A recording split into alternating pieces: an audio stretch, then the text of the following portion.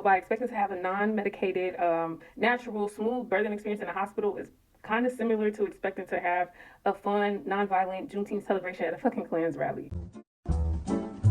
In the hospital, you're not allowed to have very long labors. So if you're not dilating rapidly, which you're likely not to do if you get an epidural early in labor, you will be given Pitocin.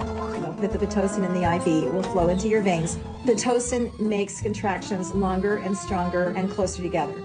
So then the pain of labor is much worse.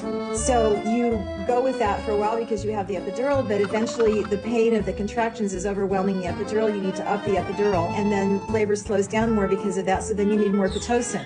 Now you're not feeling the pain of the extra Pitocin because you've got the epidural, but your baby is getting compressed blood and oxygen supply because Pitocin contractions last so long and are so strong, the blood and oxygen flow to the baby is compromised.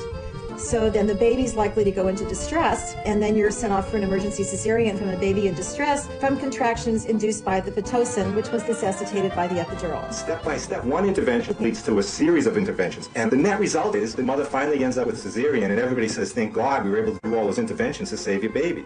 The fact of the matter is, if they didn't start the cascade of interventions, none of that would have been necessary. There is clearly an association with induction of labor and cesarean delivery. So you have to understand the base and the history of the words and everything that plays in when it comes into the birthing system in the hospital, right? So I already made a video about obstetrician and the etymology of obstetrician, as well as the etymology of midwife and so on and so forth. I also talk about the history of the obstetrician and why their job is literally to oppose to the mother, find a problem and fix it.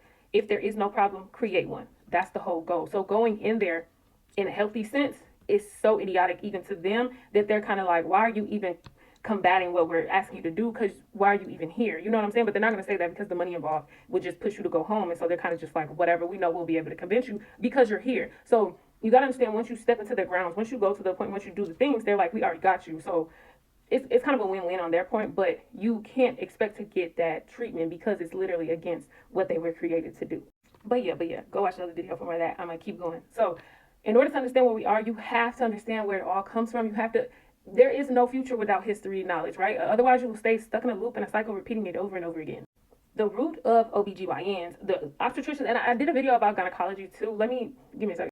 Okay, so this is just a little brief on the father of gynecology, J. Marion Sims, widely known as the father of gynecology, sorry, I got my glasses on, is inextricably linked to the history of eugenics and medical racism. So this is the father of gynecology, right? He believed in eugenics. If you don't know what eugenics is, it's genocide through other means, like not just physically killing, it's usually like medical or paper genocide, so on and so forth. But yeah, all of his stuff, so lack of anesthesia, right? Sims he perfected his surgery technician,